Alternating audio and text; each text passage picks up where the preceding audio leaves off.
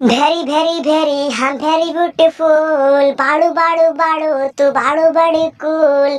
हो ओठवा की लाली तोर चटक रसीला, देखिए के मन हो जाए जोशीला। हो ओठवा की लाली तोर चटक रसीला, देखिए के मन हो जाए जोशीला। रच रच के हर अंग पतो हरा रंग चढ़वले बाड़े भगवान, बड़ी फुर्सत से तहरा के बनौले बाड़े भगवान, बड़ी फुर्सत से तहरा के बनौले बाड़े।